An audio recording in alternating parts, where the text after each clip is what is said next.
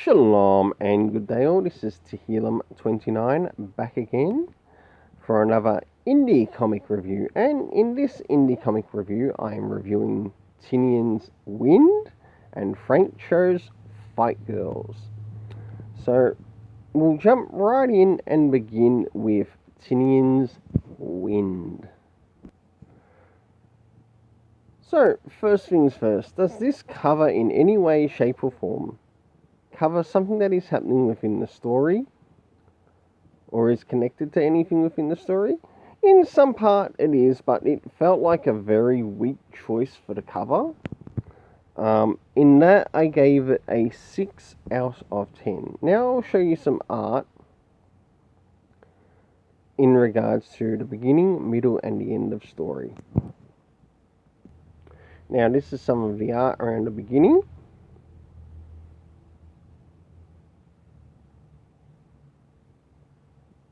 And this is of the king and pretty much I think his wife, to which they're trying to find the missing duke, who is his son.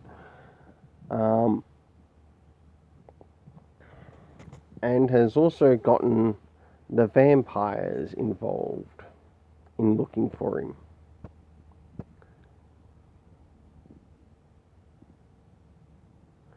Just one thing that's missing, especially in the beginning here. We don't have the location of what this castle is called. It's just left. And yes, that does lead to loss of points. Now let's go to the middle. And as we jump around to the middle, we've got the character of Wynd, who's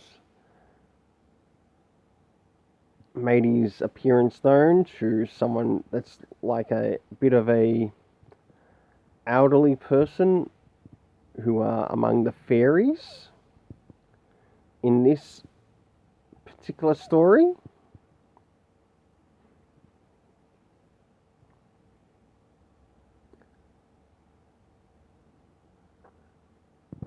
Quite a few nice pictures here. I really enjoyed the art in this.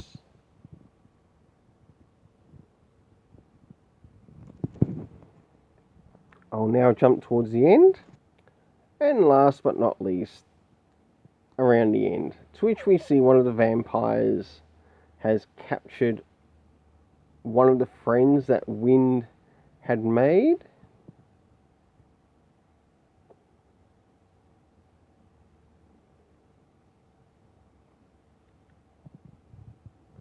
For this, I gave the art a 8 out of 10 overall.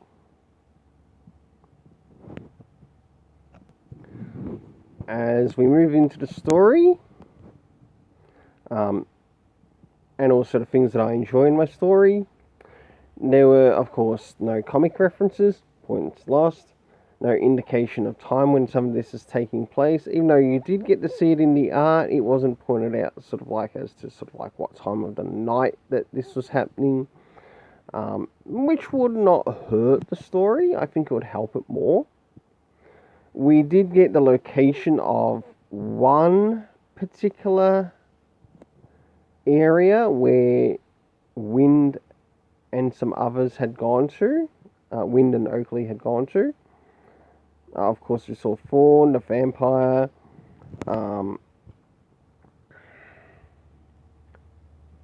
Titus, and of course the Duke in the cast of characters.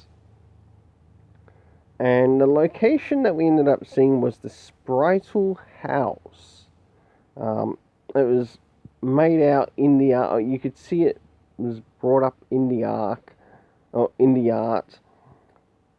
It would have been nice if it was sort of like pointed out in general, just for the audience.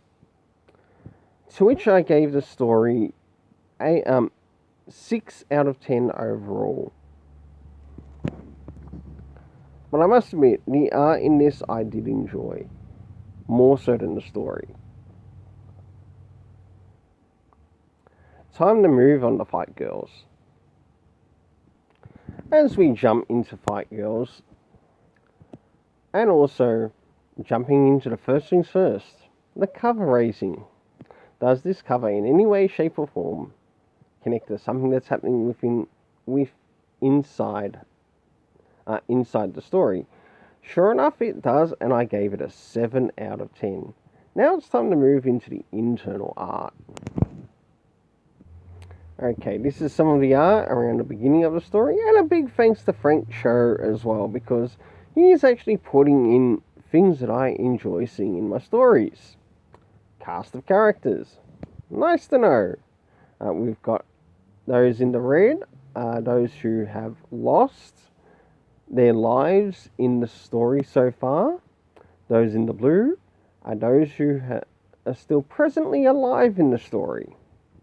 We've, of course, got the location and the contestants ready for the next round. And this is still some early art at the beginning of the story. And, of course, you can see the drones. And we already know the location to which this course is now taking place. And I must admit, this art is fantastic. I'll now move to some art around the middle of the story. This is some of the art around the middle of the story. And one of the creatures that they're up against, to which they must be careful not to lose their lives to, especially if they plan on getting to the next round. And last but not least, some art towards the end, to which a question has been asked about a particular contestant.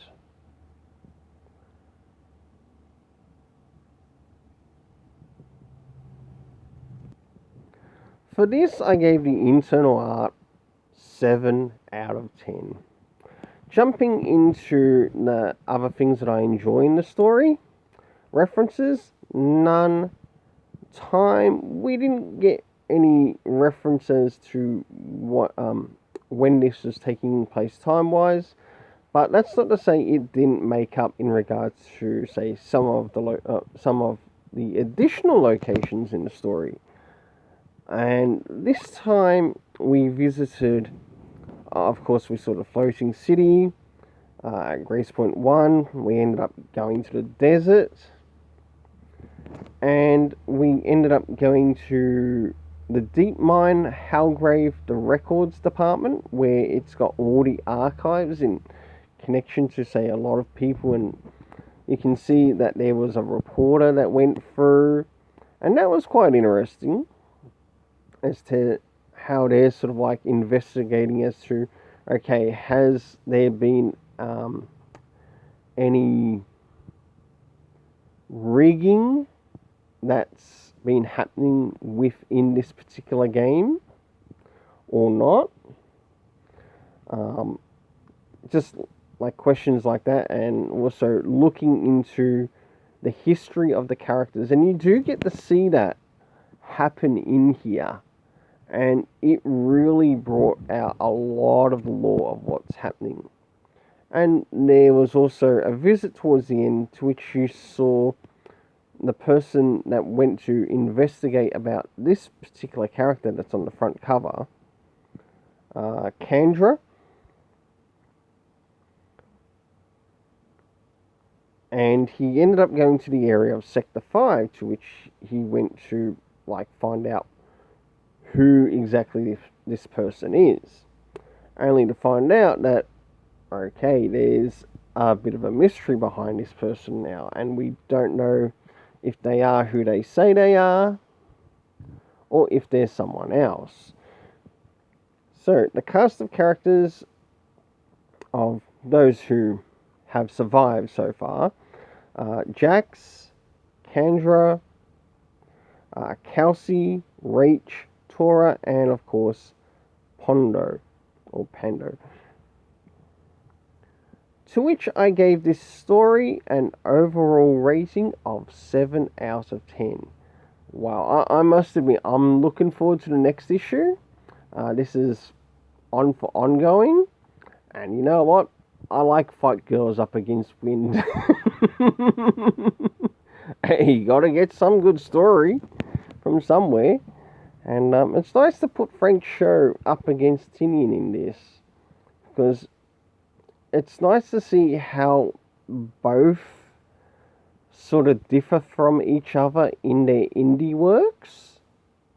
Now, I think if this was maybe put up against Tinian's Department of Truth, it would probably be on equal footing. Well, until then, let's keep it colourful and have yourself an awesome day.